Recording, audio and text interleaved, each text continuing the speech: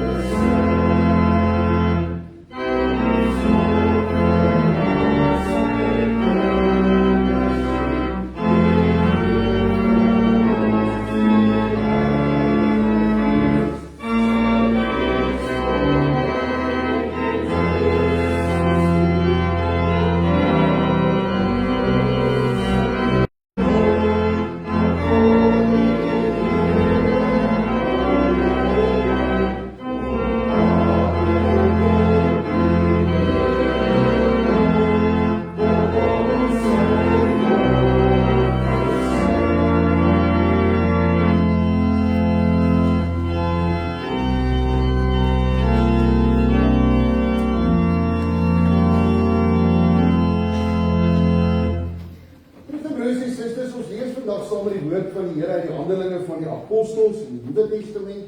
Ons gaan daar uit hoofstuk 2 uitlees van vers 14 af, nie die hele hoofstuk 2 nie. Ek gaan wel in die preek verwys na die eerste 13 verse van hoofstuk 2, maar ons gaan net van vers 14 af lees tot by vers 41. Daar lees ons, daarop staan Petrus op, verhef sy stem en spreek hulle toe. Jode, en julle almal wat in Jerusalem woon, dit moet julle weet. Luister goed na my woorde. Hierdie mense is nie dronk soos julle dink. Dit is immers nog net die 3de uur van die dag. Wat hier gebeur, is deur die profeet Joël aangekondig. En dit sal in die laaste dae gebeur, sê God. Ek sal my gees op alle mense uitstort. Julle seuns en julle dogters sal profeteer. En julle jong mense sal visioene sien en julle ou mense sal drome droom. Ja, ook oor my slawe en slavinne sal ek in daardie dae my gees uitstort en hulle sal profeteer. En ek sal bo in die hemel wonders bewerk en tekens onder op die aarde, bloed en vuur en rookwolke. Die son sal verander in duisternis en die maan in bloed, voordat die glorieryke dag van kom. Dan sal elkeen met die naam van die Here aanroep, verlos word. Israeliete, luister na hierdie woorde. Jesus van Nasaret was 'n man wat deur God aan julle bekend gemaak is deur kragtige dade en die wonders en tekens wat God deur hom in julle midde verrig het, soos julle self weet. Julle het hierdie man wat deur die vaste plan en voorkennis van God uitgelewer is, deur die hand van wettelose mense gekruisig en doodgemaak. God het hom egter laat opstaan en van die lyding van die dood bevry, omdat dit onmoontlik was dat hy deur die dood vasgehou word. Dawid sê immers oor hom, ek het die Here altyd deur voor my gesien, want hy is aan my regterkant, sodat ek nie wankel nie. Daarom juig my hart en jubel my tong, ja, oor my liggaam sal in hoop ook my liggaam sal in hoop voortleef. Want U sal my siel nie aan Hades oorlaat en die Heilige nie onbil laat beleef nie, of onbillik laat beleef nie. U het vir my die paaie na die lewe bekend gemaak. Met U teenwoordigheid sal U my met blydskap vervul. Broers, wat die stamvader Dawid betref, kan ek vir julle met sekerheid sê dat hy gesterf het en begrawe is, en sy graf is tot vandag by ons.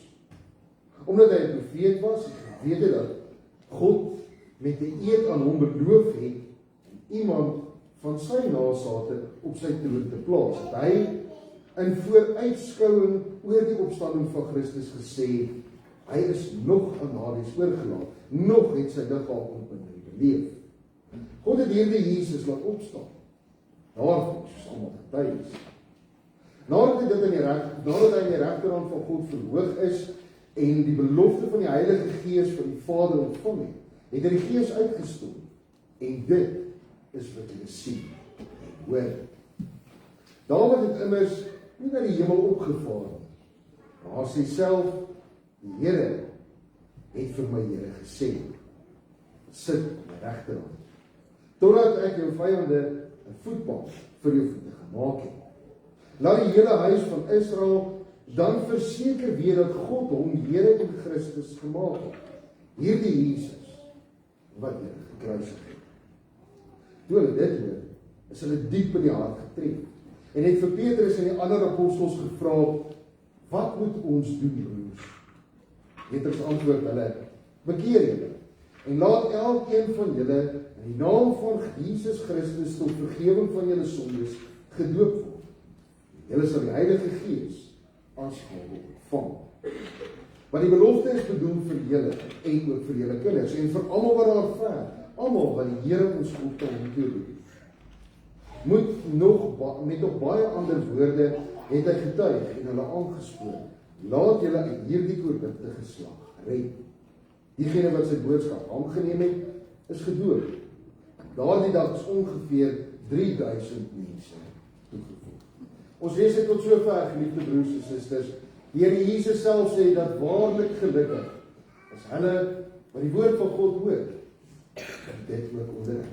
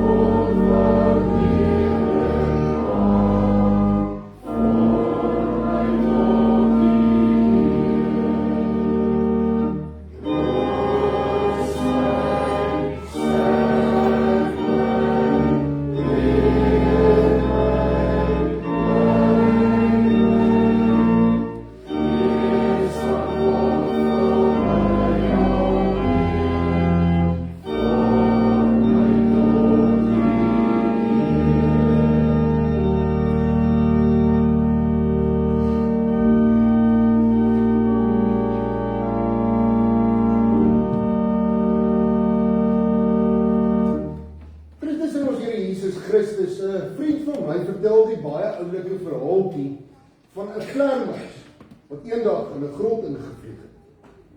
Toe haak hy homself daar die dak van die grot vas. Hy het so bloedstreep, so op sy wang. En die vlermuis wat langs hom hang, sien nou die vlermuis die bloedstreep so op sy gesig en hy vra vir my, hey, waar kry hy bloed? Nou skuif die vlermuis so bietjie op, sê hy, ek gaan nie sien. Hy sê vlermuis aan die ander kant, sien hom ook, kyk so en hy sê maar, hey, waar kry hy bloed? Die vlermuis sê, praat jy uit, ek gaan nie vir julle sê. So sê die vlermuis wat agter hom hang, hierso is nou een of ander besigheid hier voor hom aan die gang, en so loer hy om en hy sê, wat is dit bloed daai? Waar kry jy dit? En die vlermuis wat voor hom hang, kom toe ook agter my, hier is nou ding aan die gebeur, en toe hy omkyk, hy sien ook net hierdie bloedstreep, en dan vra hy vir die vlermuis, waar kry jy daai bloed? En so weier hierdie vlermuis om enigiets te sê, hy hang net daar so sy oë net so reg voor hom uitgestrek, hy sê nie 'n woord. Maar so kom die ander vlermuis in die grot ook agter, maar hier is iewers bloed, want hulle ruik bloed in die grot. En so kom almal nader na die vlermuis en wil weet nou, waar kry jy daai bloed? Later is die vlermuis vroutjies en kindertjies almal daar, almal wil weet, waar kry jy hierdie bloed? En hy sê net niks. Maar op die einde van die dag gee die vlermuis en hy sê vir goed, kom ons gaan wys vir julle waar kry. En so vlieg hy, haak hy homself los, hy vlieg uit in die grot uit, hierdie hele grot vlermuise agterna. En so kom hulle op 'n plek en hy vra vir die vlermuise, sien julle daai boom? Hulle sê ja, sien hulle. Hy sê wat ek nie. Vriende, broers en susters, die hele verhaaltjie het my nogal daaraan laat dink dat dit gebeur so baie keer in ons lewens, dat die lewe ons wind uitsluit. Ons sien nie altyd die bome. Hoor mooi, hoeveel van ons wat vandag hier sit, het 'n jaar terug gedink dat ons vandag R30 vir 'n liter diesel kan betaal.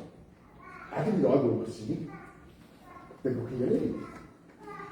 Hoeveel van julle wat vandag hier sit, wat November en Desember geplant het geweet dat ons gaan, wanneer ons nou moet stroop, nie kan stroop nie, want ons stroop is so vas in die lande.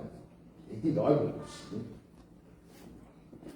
Baie van ons, eintlik die meerderheid van ons, wat vandag hier sit, sukkel by die huis.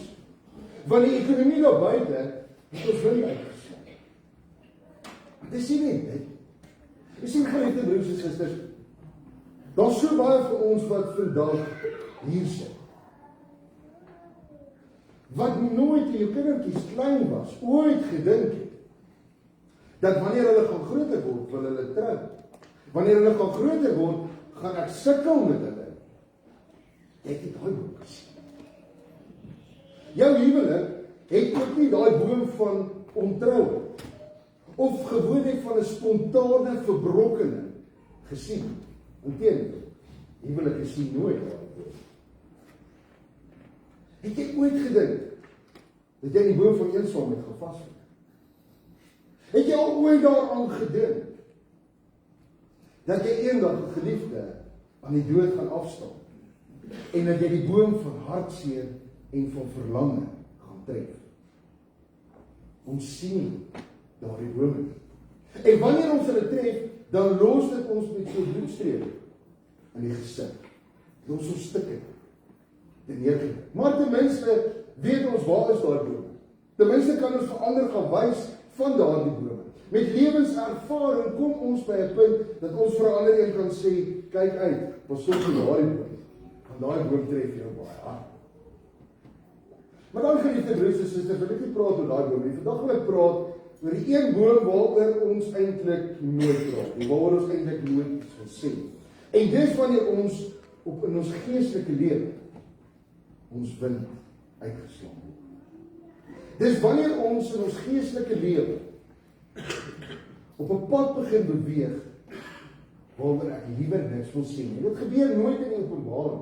Dit gebeur daar waar jy slapeloos vannag in jou bed lê. Want dan besef jy, ek het daardie boom van twyfel getref in die Here. Ek bid en ek hou aan bid, maar hoekom luister God nie? Bestaan God ooit? Hoekom red God my? Hoekom verander God nie my omstandighede nie? Hoekom vat God nie die seer, die pyn en die hartseer wat ek beleef uit my lewe uit weg nie? Hoekom red God my lewe? Is God ooit daar? Tref jy daai boom van twyfel? So baie keer gebeur dit in ons lewens, dat ons daardie boom tref waar ons God heeltemal vergeet. Dit gebeur daar by jou werk, waar jy besig raak. Dit gebeur daar waar jy besig is om besigheid te doen. Dit gebeur daar langs die braaivleisvuur saam met jou planne en jou vriende.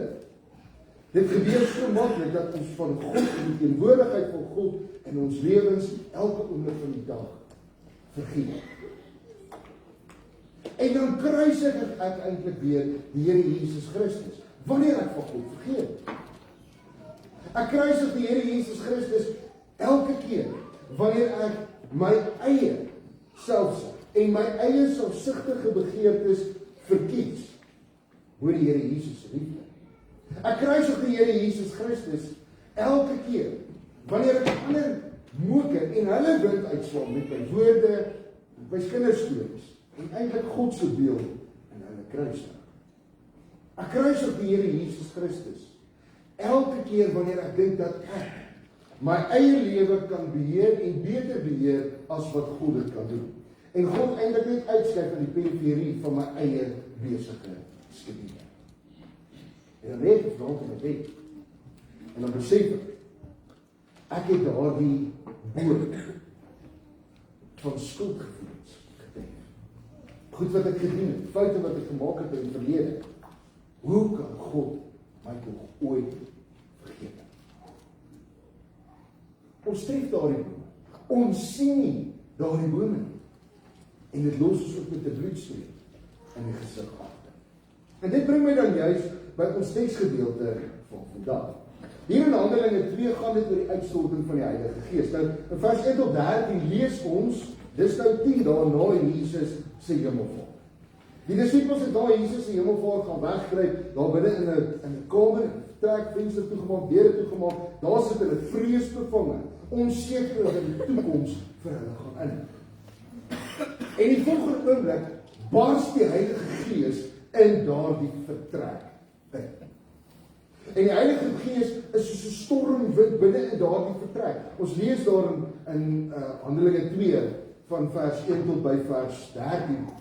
Dat die Heilige Gees het soos 4 tonge op hulle kop gekom en die wind van die Heilige Gees het hulle longe vol gemaak.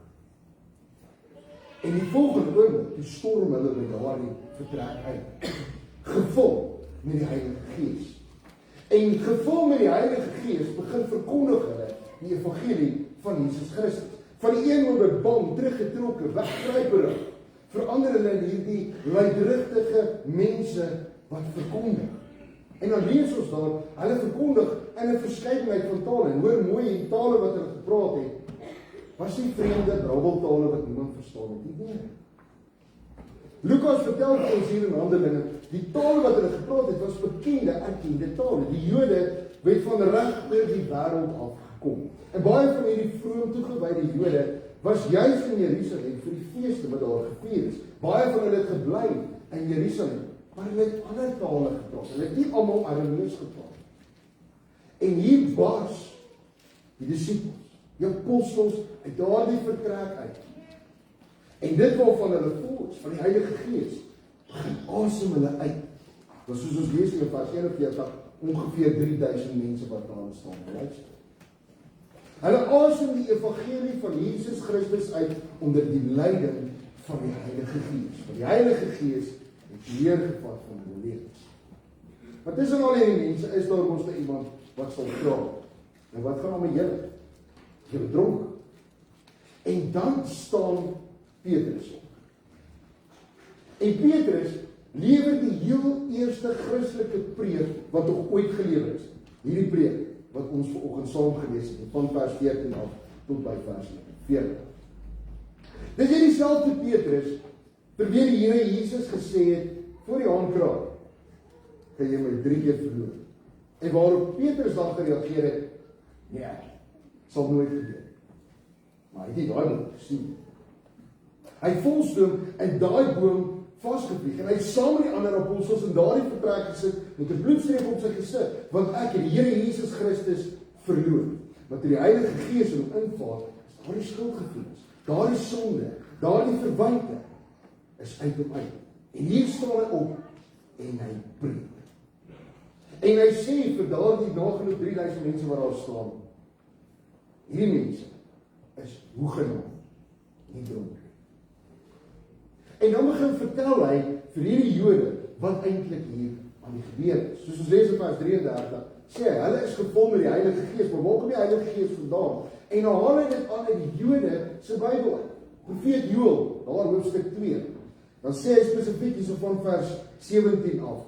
Julle sal onthou wat julle profeet Joël gesê het, wat die Here gesê het. Hy het gesê in die laaste dae, en hoor mooi, hierdie is eintlik bietjie meer 'n eskatologiese interpretasie wat Petrus hier het. Want Joël het eintlik gesê daarna, maar hy sê hierso in die laaste dae het God gesê, sal my gees op julle uitgestort word, op julle seuns, julle dogters, op julle slawe, op julle slavinne, en hulle sal almal begin profeteer. Hulle sal almal die evangelie van Jesus Christus verkondig, soos hierdie disippels dit nou doen. En hoe kragtig doen hulle dit?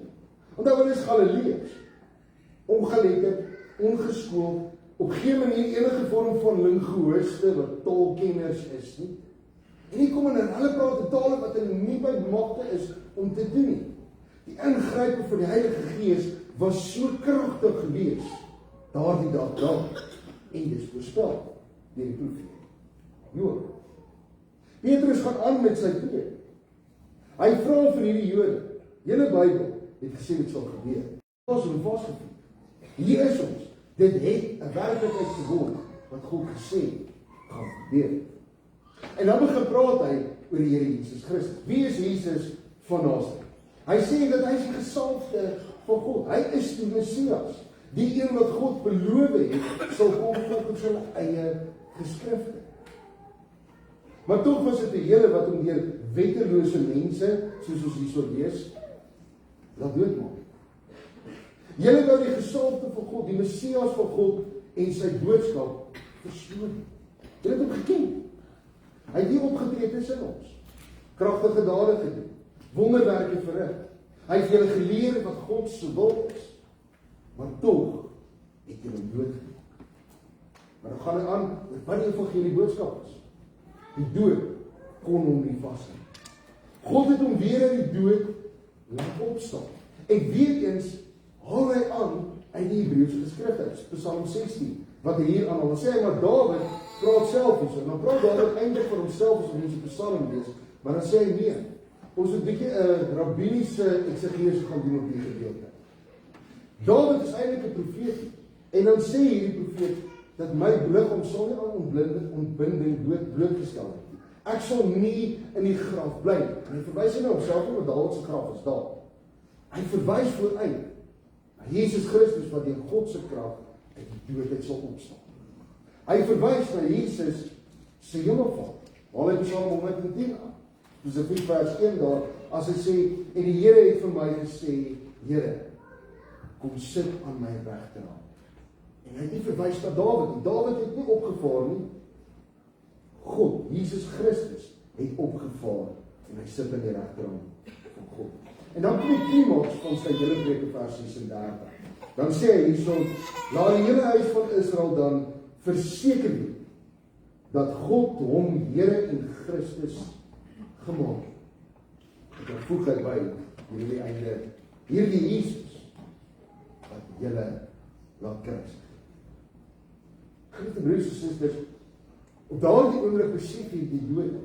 Alles wat ons Bybel nog altyd vir ons gesê, die Ou Testament ons nog altyd geleer. Dit waarna ons nog altyd uitgesien. As jy die draaiboom gesien. Ons het hierdie Jesus laat dood aan die kruis. En dan snak hulle eintlik na hulle asem. Dis hierdie inaseming en ek kry nie uitgeasem nie as gevolg van spanning, as gevolg van vrees, want ek het die gesalfde van God doodgemaak. Wat beteken dit? Dis hierdie asem op 'n oomblik waar ek weet God se oordeel gaan my ten volle tref. God gaan my straf vir die feit dat ek sy gesalfde doodgemaak het. God bring iets wat ek nie weet nie, wat ek nie ken, om my te vernietig. En dan vra hy in vers 37, wat moet ons doen? Gespanne, sedeweeagtige, ingeasemde, wat moet ons doen? En in plaas van oordeel, kry hulle belofte. Ons lees hier vers 38, daar beloof Petrus vir hulle, bekeer julle, laat julle gedoop word en ontvang dan as belofte van God die Heilige Gees, net soos ons die Heilige Gees ontvang. In plaas van straf en vernietiging wat hulle verwag het gaan kom, ontvang hulle nuwe lewe en nuwe lewensasem by die Here. En geliefde broers en susters, dit bring ons eintlik hier by die nagmaaltafel van vandag. Hoeveel van ons sit op vandag hier met hierdie ingetrekte asems, spanning, wat ons het vasgevlieg in daardie boom van ongeloof. Ons het vasgevlieg in daardie boom van selfsugtigheid en om te vergeet van God in my lewe. Ons het vasgevlieg in daardie boom van skuldgevoelens wat ons wakker hou in die middel van die nag. As jy vandag hier sit en jou asem is uitgesit, jou wind is uitgeslaan, hierdie tafel vandag vir jou. Want is hier by hierdie tafel waar ons opnuut weer kom hoor en herinner, God is 'n God van liefde. Niks anders, 'n God van liefde. Hy is 'n God wat vergewe. En met vergewe beteken dit, hy hou niks teen nie. Dis hier by hierdie tafel waar ons kom hoor van 'n vergewende liefdevolle God, wat net sit en kyk waar ons foute maak en waar ons bome tref sodat hy ons kan vernietig nie. Inteendeel, hy kom sê hier aan hierdie tafel, ek het alles klaar vir jou gedoen. En ek nooi asem uit. Kom asem uit hier by my tafel, want ek het jou lief. Ek gee om vir jou. Ek wil die bloed vir jou gesig af. Geliefde broers en susters, om vandag hier by die tafel te kom sit op ons versoening, beteken dat ons die Heilige Gees van God self in ons. Maar dit roep ons ook op om nie net ons asem in te hou, op te hou. Ons moet vandag by hierdie deure uitstap. Die Heilige Gees gaan uit ons. Daardie liefde van God, sy deernis, sy omgee. Ons gaan uitasem in 'n baie angstige wêreld daarby. Kom vandag na die tafel van die Here. Was die bloed vir jou gesig af? Met die bloed van Jesus Christus. Ervaar God se liefde en gaan asem uit in jou alledaagse lewe. Amen. Geliefdes in ons Here Jesus Christus, luister hoe ons Here Jesus Christus die heilige nagmaal ingestel het, soos die apostel Paulus dit in sy eerste brief aan die Korintiërs weergegee het. Ek het van die Here ontvang wat ek ook aan julle oorgelewer het. Die Here Jesus het in die nag waarin hy oorgelewer is, brood geneem en nadat hy God daarvoor gedank het, het hy dit gebreek en gesê, dit is my liggaam, dit is vir julle. Gebruik op my gedagtenis. Net so ook het hy na die maaltyd die beker geneem en gesê, hierdie beker is die nuwe verbond wat deur my bloed beseël is. Gebruik dit elke keer as julle daaruit drink, tot my gedagtenis. Elke keer as julle van hierdie brood eet en uit die beker drink, verkondig julle die dood van die Here totdat hy kom. Elkeen wat op 'n ongepaste wyse van die brood eet of van die beker van die Here drink, sal skuldig wees aan sonde teen die liggaam en die bloed van die Here. Maar elkeen moet eers homself ondersoek voor hy van die brood eet en uit die beker drink. Want hy wat eet en drink sonder om te besef dat dit die liggaam van die Here is, bring daardeur 'n oordeel vir homself. Ons glo en bely dat ons verlosser, Jesus Christus, die sakrament van die heilige nagmaal ingestel het, nie te voed en te onderhou wat hy opnuut gebore laat word het en in sy huisgesin, die kerk, ingelei het. Die wat opnuut gebore is, besit na hulle liggaamlike en tydelike lewe ook 'n geestelike en hemelse lewe. Die eerste besit hulle van hulle geboorte af, soos alle ander mense. Die tweede is aan hulle gegee deur die nuwe geboorte wat plaasvind deur die woord van die evangelie in die gemeenskap van die liggaam van Christus. Nie alle mense besit hierdie lewe nie, maar slegs die uitverkorenes van God. Vir die liggaamlike en aardse lewensonderhoud voorsien God aan ons gewone aardse brood. Die gewone brood word net soos die aardse lewe aan alle mense gegee. Maar om die geestelike en hemelse lewe wat die gelowiges besit te onderhou, het hy vir hulle die lewende brood in die hemel gestuur, naamlik Jesus Christus. Hy voed en onderhou die geestelike lewe van die gelowiges as hy geëet word. Dit wil sê, deur die geloof geestelik toegeëien en aangeneem word. Hierdie geestelike en hemelse brood vir ons uit te beeld, het Christus bepaal dat aardse en sigbare brood die sakrament van sy liggaam en wyn die sakrament van sy bloed sal wees. Hiermee gee hy ons te kenne, so seker as wat ons die sakrament ontvang en in ons hande hou, dit moet ons mond eet en drink en hierdie brood en wyn ons aardse lewe onderhou. Net so seker ontvang ons deur die geloof vir ons geestelike lewe, die ware liggaam en die ware bloed van Christus, ons enigste verlosser. Dit staan dus bo alle twyfel vas dat Jesus Christus nie te vergeefs hierdie sakramente ingestel het. Hy doen immers in ons alles wat hy vir ons met hierdie uitdeel. Hoe dit gebeur, gaan ons verstand te bowe en is vir ons onbegryplik, omdat die werking van die Heilige Gees verborge en onbegryplik is. As ons derhalwe sê dat wat deur ons geëet gedrink word, die eie en natuurlike liggaam en bloed van Christus is ons nie verkeerd nie. Die manier waarop ons dit nuttig is egter nie met die mond nie, maar met die Gees, deur die geloof. Al bly Christus dis altyd sit aan die regterhand van sy Vader in die hemel, hou hy tog nie op om ons deur die geloof aan hom deel te laat hê nie. Die nagmaal is 'n geestelike maaltyd, waarin Christus homself en al sy gawes aan ons gee. En ons sal deel kry aan homself die verdienste van sy lyding en sterwe. Hy voed en versterk ons geestelike lewe en vertroos ons in ons troosteloosheid wanneer ons sy liggaam eet. Net so verkoop en verfris hy ons geestelike lewe wanneer ons sy bloed drink. Verder vorm hierdie sakramente wat deur hulle uitgedeel word, een. Maar nie alle mense wat die sakramente gebruik, ontvang wat daarmee uitgedeel word nie.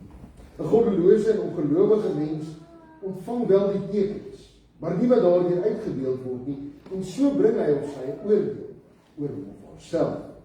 Judas, Simon die towenaar, het byvoorbeeld albei wel die sakramentstekens ontvang. Maar nie vir Christus, wat daarmee aangedui word. Hy word alleen aan die gegee, wat glo. Ten slotte, ontvang ons hierdie heilige sakrament in erediens, in nederigheid en in eerbied. So gedenk ons met diepe dankbaarheid die dood van Jesus Christus, ons verlosser, en bely ons Christelike geloof. Daarom behoort niemand by die tafel aan te sit, as hulle hulself nie eers aan 'n grondige selfondersoek onderwerp het nie, sodat iemand nie tot sy of haar oordeel van hierdie brood eet en in die beker drink. Kortom, deur die gebruik van hierdie heilige sakrament word ons beweeg tot 'n vurige liefde vir God en vir ons naaste. Ons verwerp alles wat met die sakrament vermeng word, asook alle verwerplike menslike uitvindings wat daarbij gevoeg word, omdat dit die sakrament heilig. Ons is tevrede om die nagmaal te vier, soos Christus en sy apostels ons geleer het. Wat ons daarvan sê, is wat hulle daarvan gesê het. Amen. Geliefde broers en susters, laat ons onsself nou voor God verootmoedig, met ware geloofheid, dat hy ons in sy groot liefde en sy groot genade aan dit alles sal doen kry. Kom ons bid saam.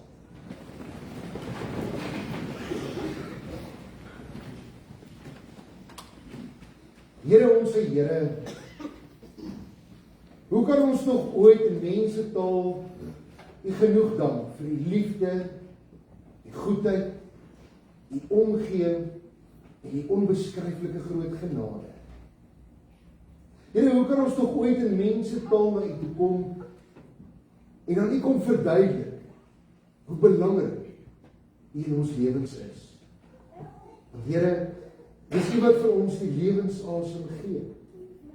Dis U wat vir ons die reën daar buite gee. Dis U wat vir ons die seisoene gee. Dis U wat vir ons elke dag gee wat ons nodig het om van te lewe. Here, dankie dat U die lewende God is wat ons versorg. Dat Here, selfs wanneer ons in gevaar verkeer, selfs wanneer ons blootgestel word aan die wete dat dinge in ons lewens verkeerd kan loop, is die hand van beskerming altyd oor ons. Is dit U, Here, wat ons optel en ons vashou en vir ons daardie sekerheid gee wat geen menslike sisteem ooit vir ons kan doen. Ons dank U, Here, dat U ons lewens vul met ons naaste, dat U vir ons geliefdes in ons lewens daar plaas wat die lewe vir ons vrolik maak, wat dit vir ons die moeite werd maak om tog ook in hierdie lewe net ons beste te lewe. Maar Here, wat tyd tot tyd gebeur dit, en die lewe ook maar met ons gebeur. Ons beleef hartseer, Here. Ons raak bang vir uitdagings wat ons in die gesig staan. Ons raak bekommerd oor die omstandighede waaronder ons moet lewe. Ons kyk na ons kinders en na almal wat vir ons lief en dierbaar is en ons na in die hart neem.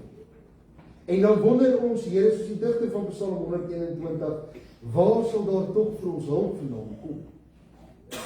Here, laat ons nie verval in twyfel. U is die lewende God. U is die almagtige God. U is die gans andere God. Here, wanneer ons vandag na U toe kom, dan kan ons lewens voor U kom oop lê soos 'n kaart. Want U ken elke paadjie wat ons daagliks bewandel. U sien ook die afdraaipaaie wat ons soms neem. U sien partykeer die seer wat ons kry as gevolg van ander, maar meestal ook as gevolg van ons eie verkeerde keuses, ons eie vergeetachtigheid om elke dag in vas te hou. Here, wees ons nog steeds genadig. Trek ons nader in U liefde. Laat ons besef, Here, U regeer. Here, hier waar ons nou aan die tafel kom sit, terwyl ons lewens oopgevlek voor U lê, is dit ons gebed, Here, laat ons aan hierdie tafel opnuut weer versterk word in ons geloof. Laat ons opnuut weer besef, Here, dat U is altyd daar. U sal altyd daar wees, soos U van altyd af nog altyd daar was. Laat ons aan hierdie tafel besef, Here, dat U is nie die God wat ver van ons af is nie. die God is, wat naby ons kom. En vandag wanneer ons Pinkster vier ons ook dat hy so naby aan ons kom. Die wind van die Gees in elke van ons se gemoed maak. Elke van ons se hande volmaak. En hier aan die tafel kom buig ons hoofde in dankbaarheid. Dankbaarheid vir die Seun, wie se liggaam gebreek is ter wille van ons sonde. Wie se bloed aan daardie offerkruis gevloei het ter versoening van ons verhouding met U. Laat ons tog nooit vergeet nie, Here. U het alles reeds gedoen omdat U ons liefhet. En laat ons daardie liefde, Here, dan ook vandag wanneer ons hier uitstap, gaan uithaal in die wêreld daar buite. 'n Wêreld, Here, wat soekend is na genade. 'n Wêreld, Here, wat wil wegbreek van die wrede wat in haarself is. 'n Wêreld, Here, wat soekend is na antwoorde op vrae wat moeilik is. Laat ons, Here, deur die krag van die Heilige Gees die evangelie asem die wêreld gaan inblaas. Laat dit vrede kan te bring. Seën hierdie nagmaal geleentheid, Here, vir elkeen van ons. En bid ons in Christus Jesus se naam alleen. Amen. Lieve broers en susters, ek gaan nou af om die tafel in gereedheid te bring en terwyl ek die dien net so by sit sing as voorbereidingslied die 297 daar die eerste en die derde vers.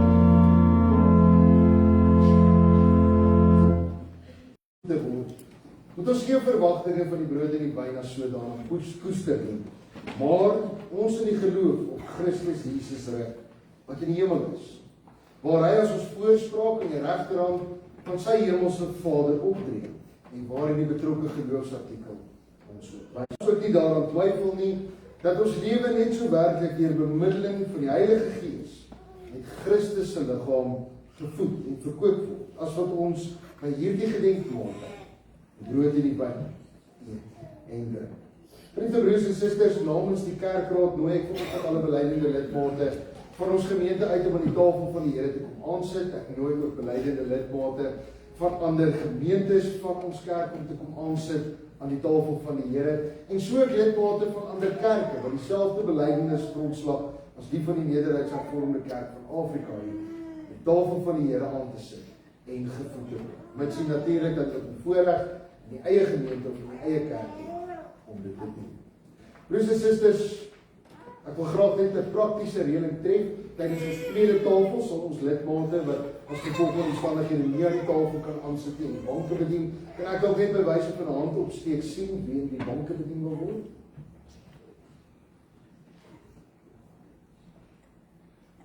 Goed, baie dankie broers en susters. Geliefde broers en susters, voordat ons aan die tafel van die Here aansit, kom ons bely saam ons geloof. Ek glo in God die Vader, die Almagtige, die skepper van die hemel en die aarde, en in Jesus Christus sy enige gebore Seun, ons Here, wat ontvang is van die Heilige Gees, gebore is uit die Maagd Maria, wat gelei het onder Pontius Pilatus, gekruisig is, gesterf het en begrawe is, en neergedaal het, wat op die derde dag weer opgestaan het uit die dode, wat opgevaar het na die hemel, en wat sit aan die regterhand van God, die Almagtige Vader. Daar is gekom om te oordeel, die wat nog leef, die wat reeds gesterf het. Ek glo in die Heilige Gees. Ek glo in 'n heilige algemene Christelike kerk, die gemeenskap van die heiliges, vergifnis van sondes, die opstanding van die vlees, die ewige lewe. Amen. Lieve broers en susters, alles staan gereed om na die tafel van die Here word gevoer.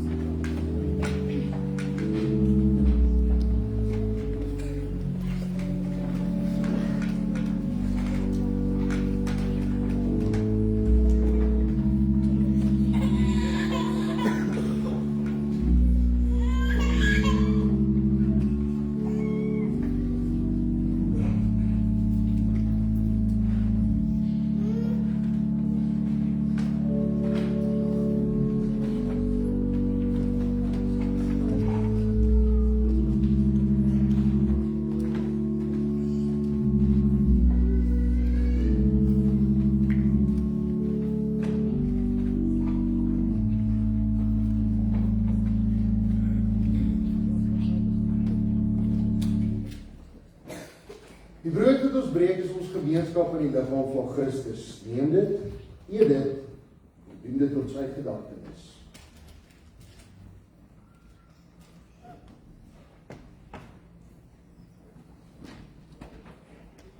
Die beker van danksegging waaruit ons drink is ons gemeenskap aan die bloed van Christus. Neem dit, drink daaruit en verkondig sy dood, totdat hy weer kom.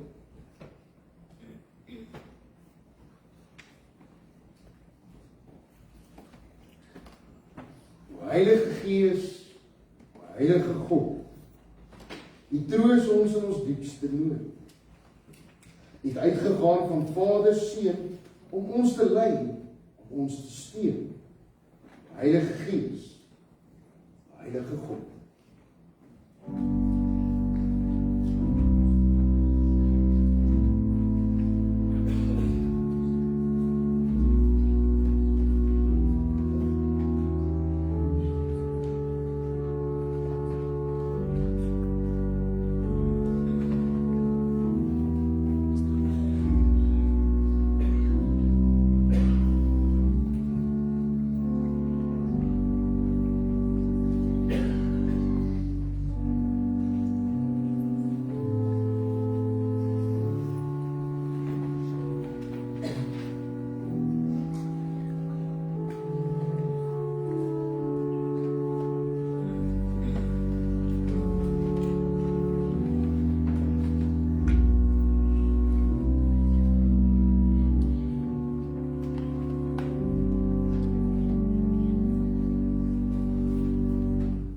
Broers en susters, na elke tafel gaan ons 'n vers sing van lied 4 of van Psalm 254. Ons gaan nou die eerste vers saam sing. Oh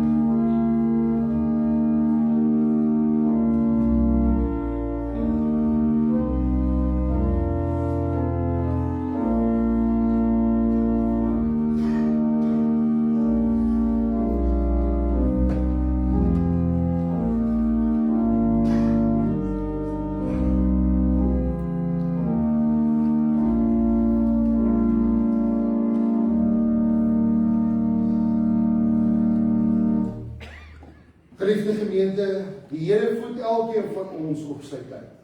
Kom na die tafel van die Here, word gevoed.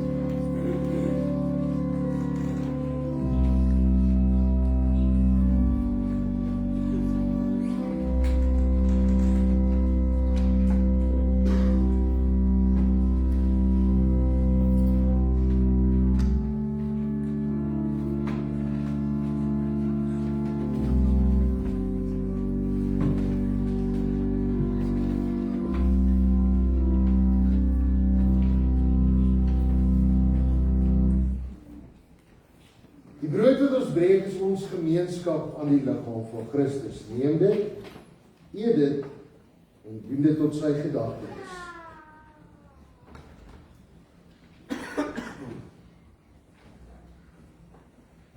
Die beker van danksegging waaruit ons drink is ons gemeenskap aan die bloed van Christus. Neem dit, drink daaruit en verkondig sy dood, totdat hy weer kom.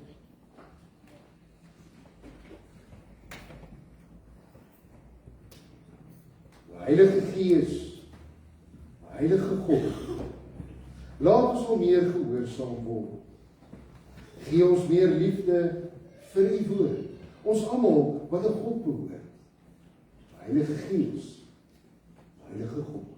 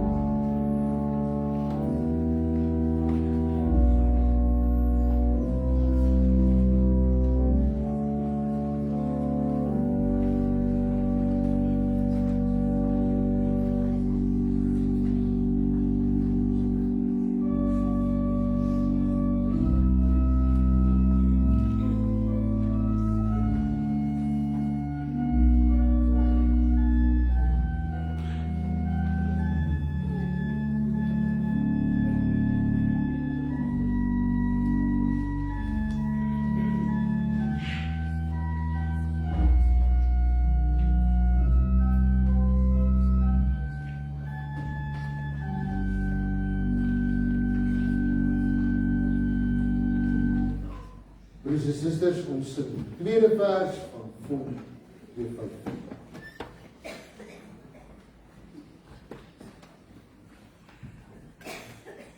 See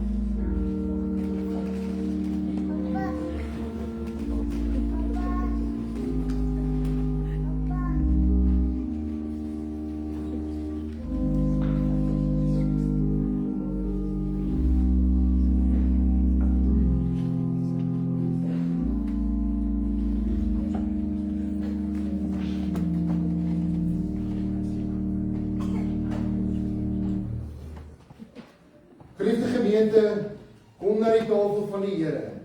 Word gevoed, anders gaan die pad vir u te lank raak.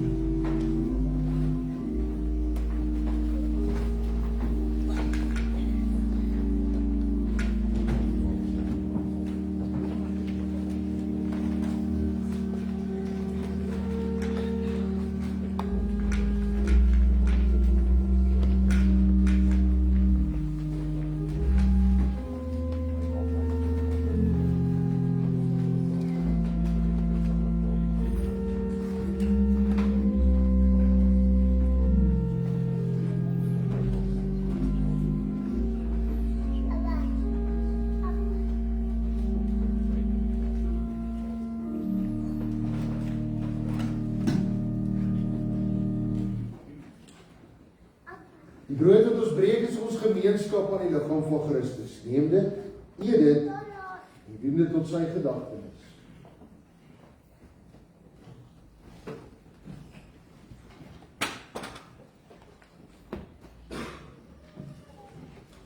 Die beker van danksegging waaruit ons drink is ons gemeenskap aan die bloed van Christus. Neem dit, drink daaruit en verkondig sy dood totdat hy weer kom.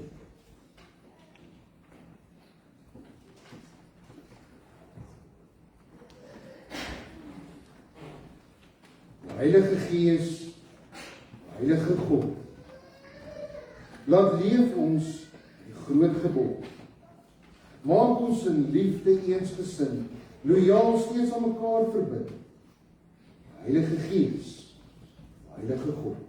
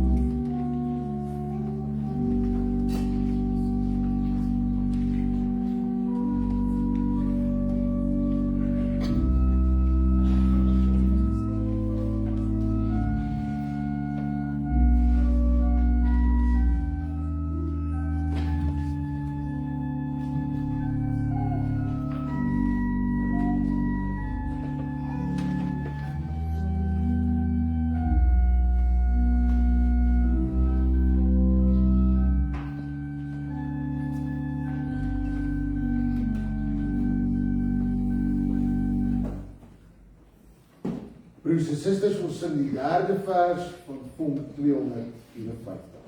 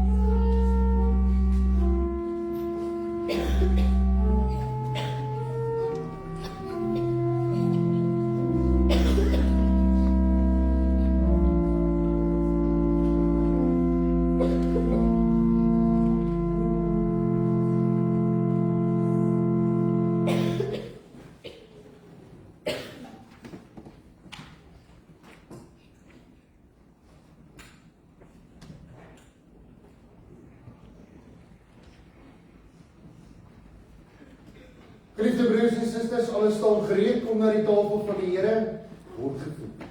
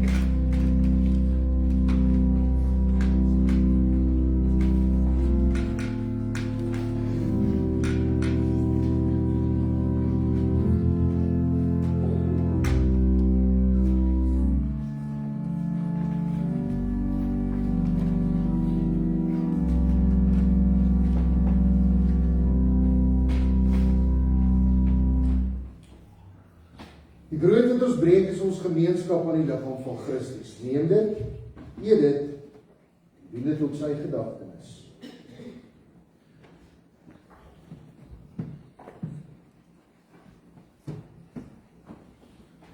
Die beker van danksegging waaruit ons drink is ons gemeenskap aan die bloed van Christus. Neem dit, drink daaruit en verkondig sy dood totdat hy weer kom.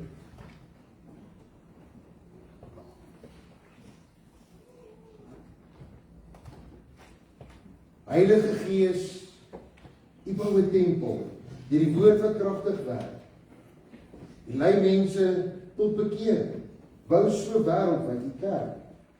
U kom lei ons in die waarheid. Mense vind op Vader weer. Oral sing hulle lof en eer.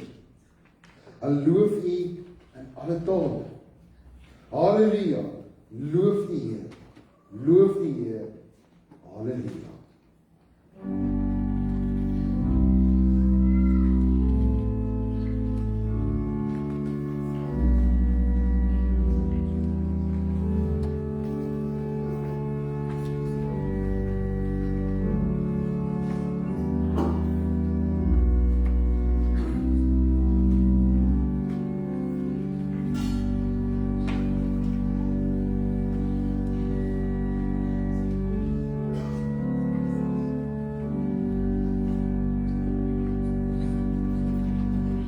Broers en susters, ons sing die 4de vers van Vonk 254.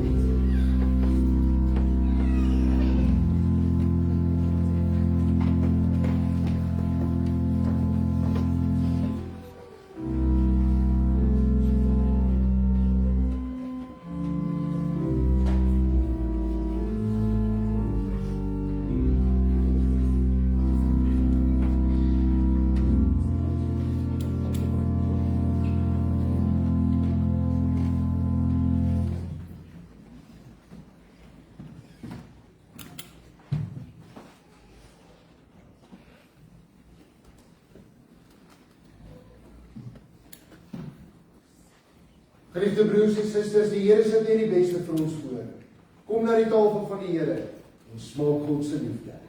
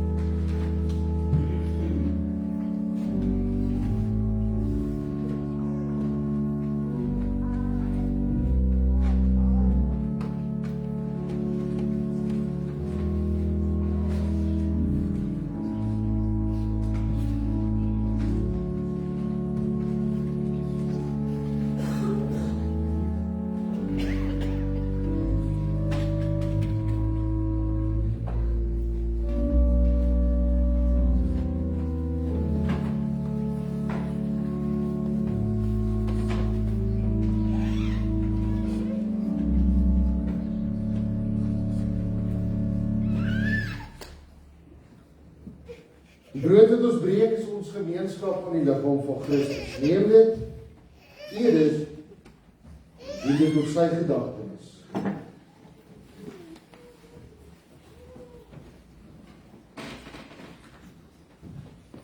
Die beker van danksegging waaruit ons drink is ons gemeenskap aan die bloed van Christus. Neem dit, drink daaruit en verkondig sy dood, totdat hy weer kom.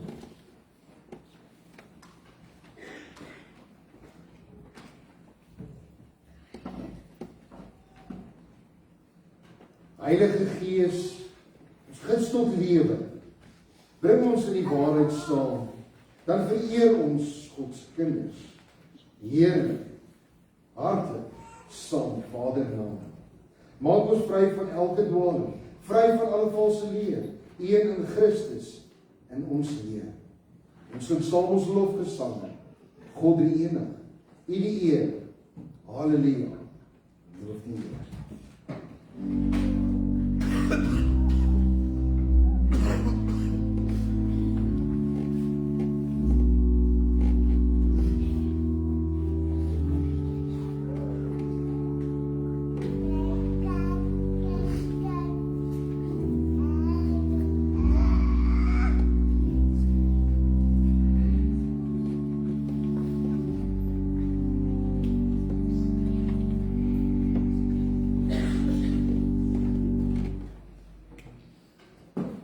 Broers en susters, ons sing nou die eerste vers van lied 433.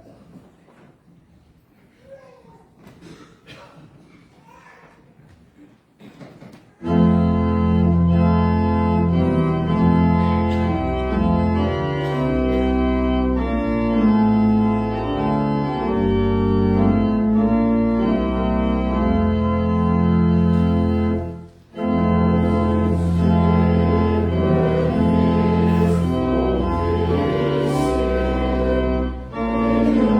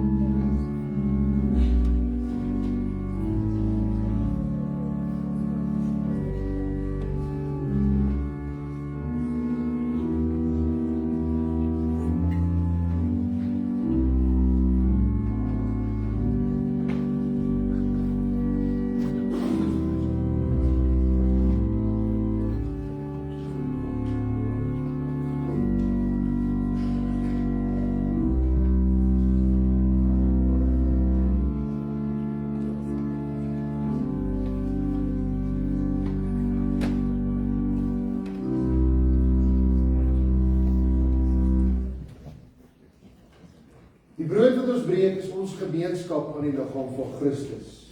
Neem dit, eet dit, en doen dit tot sy gedagtenis.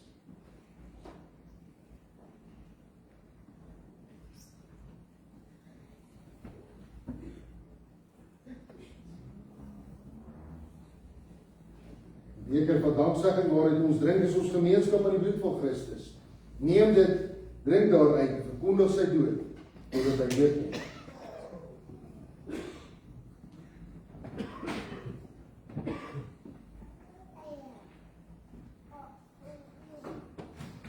Broers en susters, kom ons sing die tweede vers van lied 433.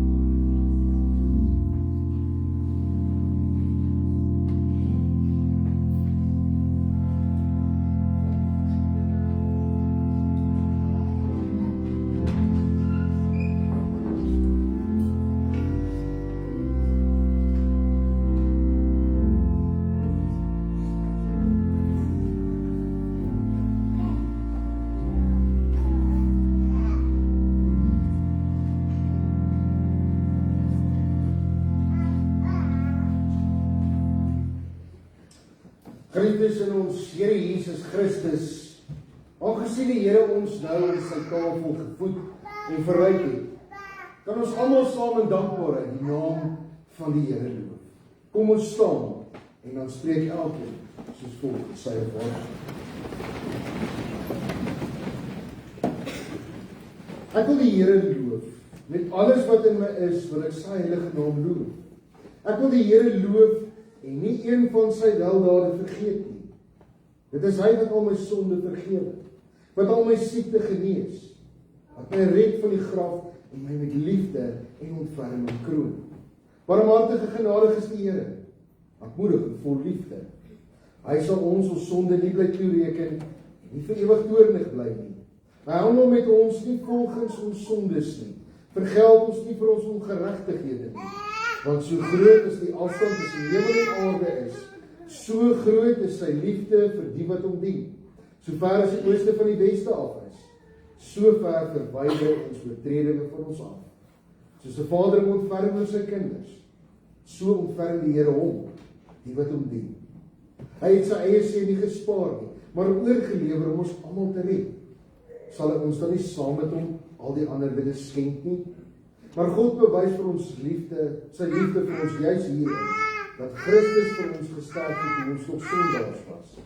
Aangesien ons nou vrygespreek is op grond van sy versoeningsdood, staan dit soveel vaster dat ons deur ook van die straf van God gered sal word. Aangesien ons toe ons nog vyande was, deur die dood van sy seun met God versoen is, staan dit soveel vaste dat ons, nou dat ons versoen is, deur die lewe van sy seun gered sal word.